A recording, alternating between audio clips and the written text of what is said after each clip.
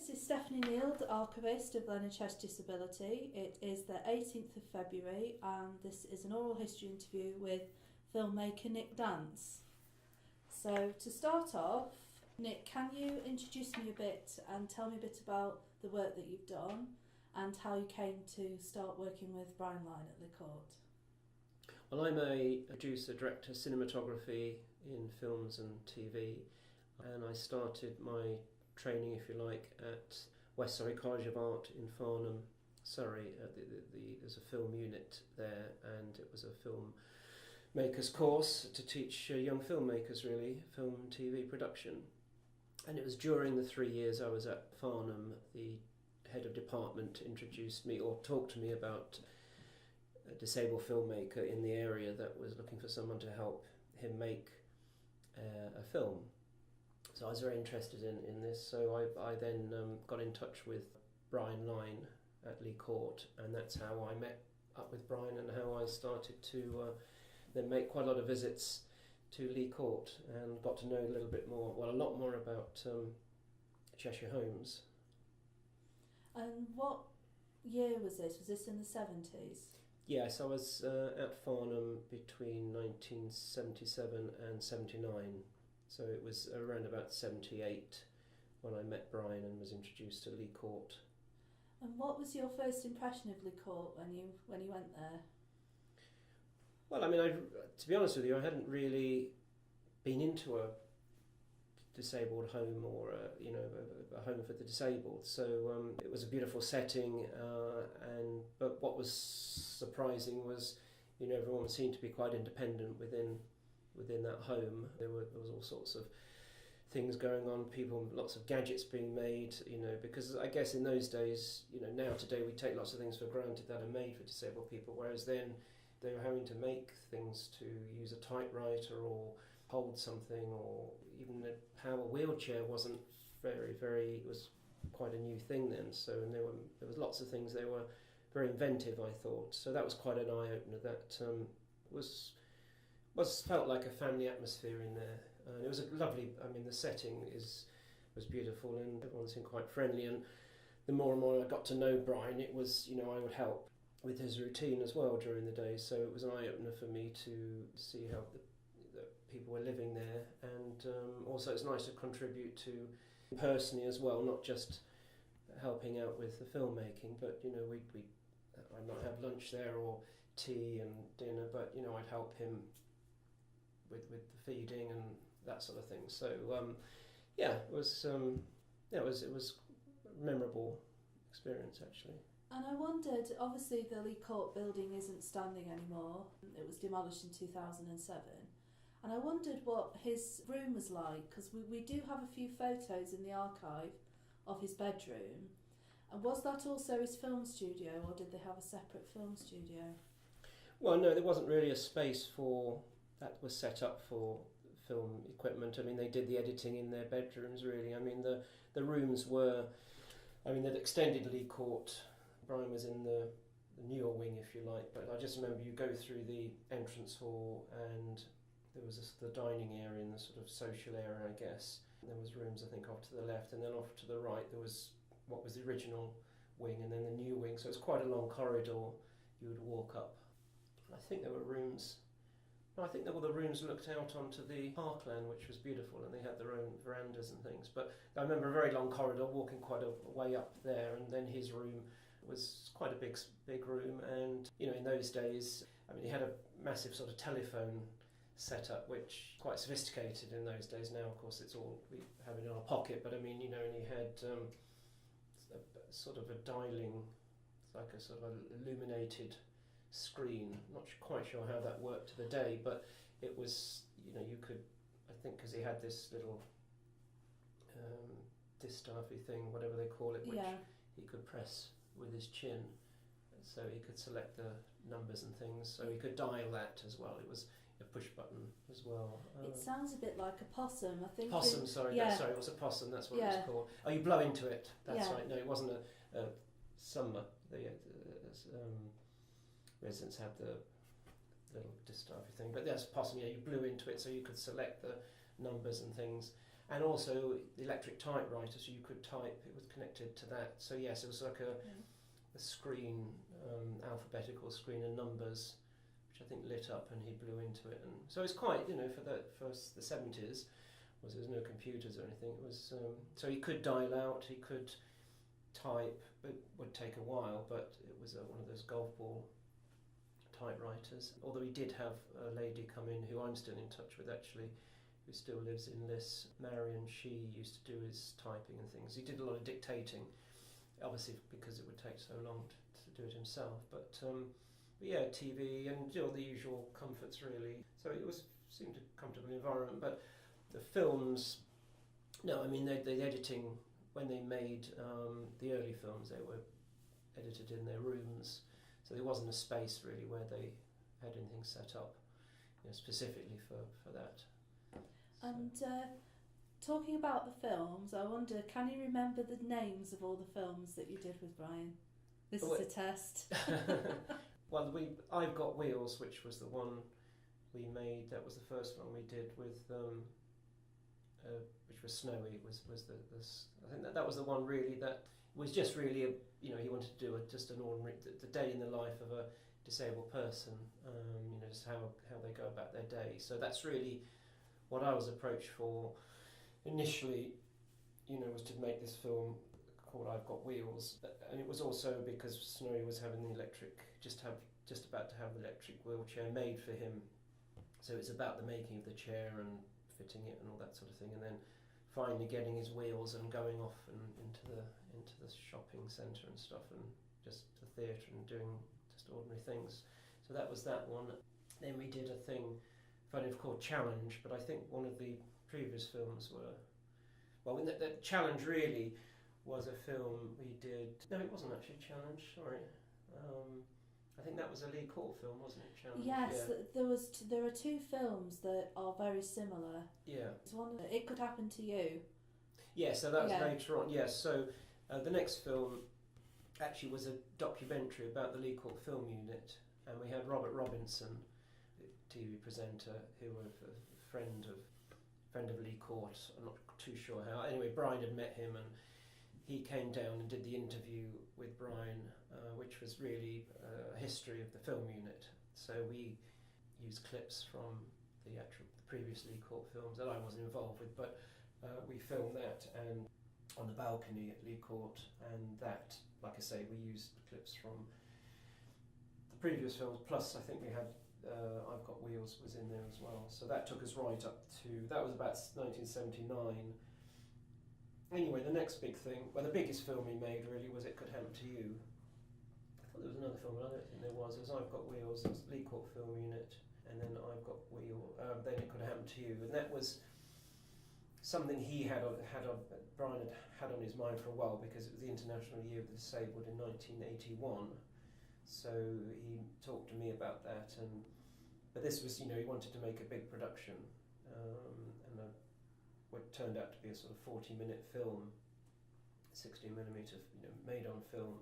So it's quite expensive to make, but as a student I had still access to, I was sort of leaving, it was the last year at Farnham for me, so I was sort of leaving Farnham and going into the big world of freelance in filmmaking. But I still had contacts with the college, so I think we used their equipment. I mean, this was still, we started it in late 79, 80, because it had to be ready for the following year.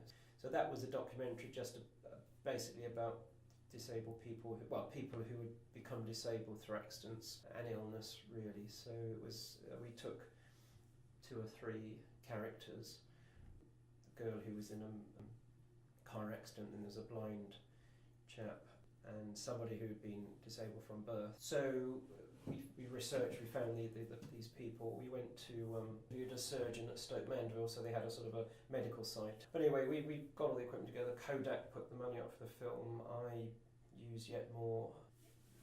As a student, you get used to beg, stealing and borrowing anyway, so I was quite used to getting favours from people. So people like Kodak, the contacts I had, and the film labs and things like that, they all got credits in the end. There was a lot of people involved. It's quite a big production to get together. We had sort of students helping us make it as well. So, but it was a full-on sound film, and then that was eventually premiered. We had an introduction by Leonard Cheshire at the cottage. We filmed over the cottage in the grounds, which is where he stayed. Yeah, Laundry Cottage. Yes, yeah. So that was filmed there, and he opened the film.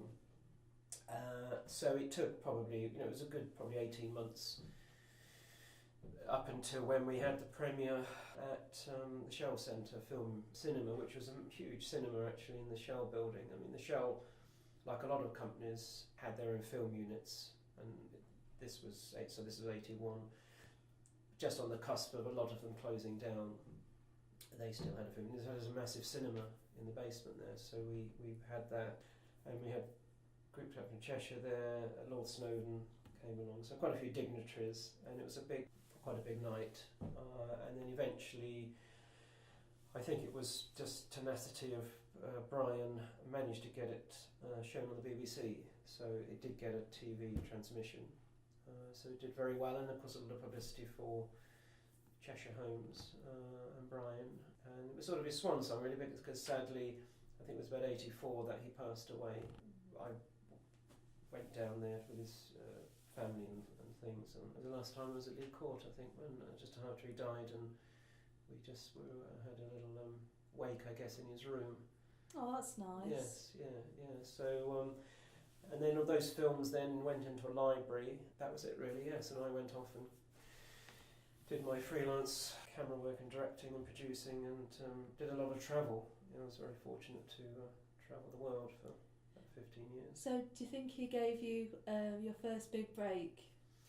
Well, he did, yes, because it was the biggest film I'd made at the time. I mean, we made our student film, which was 15-minute film, but it was it did, and made a lot of contacts through it in the industry, so that was very good. And I think I edited it. I mean, I was working at the BBC at that time in the editing room, so most of the editing I did there actually. And again, the BBC, the guys at the BBC, the tech guys, helped with the sound and everything, so they contributed a lot. But so yes, it did. This industry is about contacts, so it certainly helped. And for me, of course, it was experience as well, or quite new to it. But Brian had made more films than I had really up until that point with what they'd made, and very, it's quite complicated filmmaking, and they managed to make some very good films with limited resources and limited physical capability, especially with a camera, and they're quite heavy and scripting, and I think they taught themselves really. Yeah, we've got Brian's autobiography. His family have given us copies, and he talks about how I think it was Neville Thomas started up the Lee Court Film Unit, and he became interested, and then together him, Neville Thomas, Laurie Mower and Barbara Beasley were the Lee Court Film Unit, and then he I think he cut his teeth doing that, because he writes in his autobiography that he decided to go pro. And we did a further 2 films, I think, as a professional. Yes, that's right. Before he died. Yes. So it's quite interesting, and he said that he wanted to kind of move on from the topics that were the Lee Court Film Unit were concerned with. Yes. Kind of into a more general thing. Well, I think that's it. I think he was just trying to open disability up to the world, wasn't it? As much as people weren't. Well, like when I went to Lee Court, I was quite surprised that people. There was a lot of activity there, and there was a lot of individuals, and they were doing what they wanted. It wasn't the sort of archetypal lock the doors and throw away the key thing. Which is in those days it was seen, well, not even seen or heard. It was just people. But actually, and he wanted, like I've Got Wheels, just wanted to open up to the world that actually disabilities, on the one hand, there are problems, difficulties, but on the other, you're just a normal person who's up for any challenges in life and everything else. So, he was a great character, and I think, and it was tricky then because, we didn't have the media that we have now. So, it's sort of in some ways easier now because there's a lot of media, but then you really had to push it, sort of like trying to get the films shown on the BBC. And luckily, I think he got, with the fates and everything, it was interesting looking at that material just now. Quite a lot of well-connected people came to those things, or they lived in the area. I think a BBC producer, lived in Liss, and the actress who I was trying, she helped them out a lot. So finally, I'd just like to talk about when you met Leonard during the filming for one of Brian's films, and if you could give me a little bit of context about how the interview came about and your impressions of him, that would be great. The interview with Leonard was for It Could Happen to You. This was a big film, it was a huge deal then, the International Year of Disabled People, 1981. It was a big deal. It was the first big event, I guess, ever for disabled people, to be publicised in that way. I mean, Leonard Cheshire, I'd heard of course, but didn't know really anything about him until I met Brian, and obviously me being inquisitive as well, wanted to know a little bit more about the background of the home and that sort of thing. So I should have known more, I guess. I was brought up sort of 60s, 70s, so I guess people have put the war behind them, and they were just sort of getting on with their new lives, I guess. And so as a kid, I didn't really know a great deal about him, but obviously learned through Brian and the Cheshire Homes. He's an incredible, amazing guy he was, and I had met him up to the point where, it was Brian that obviously got in touch with him. I mean, he knew him, and through the home that it was obvious that we needed Leonard Cheshire to open the film if possible. The gravitas, the weight it will put, send us into a different, sort of a bigger thing. So it was Brian approached him, and so he was always, they had a cottage, there was Laundry Cottage, which was his home, the Cheshire family's home at Lee Court. So I think they were often down in Liss in any case. But so we coincided, I think, one weekend with when he was down, and that's when I met the great man. And yes, and always great thing about the job I do, you do meet a lot of great people.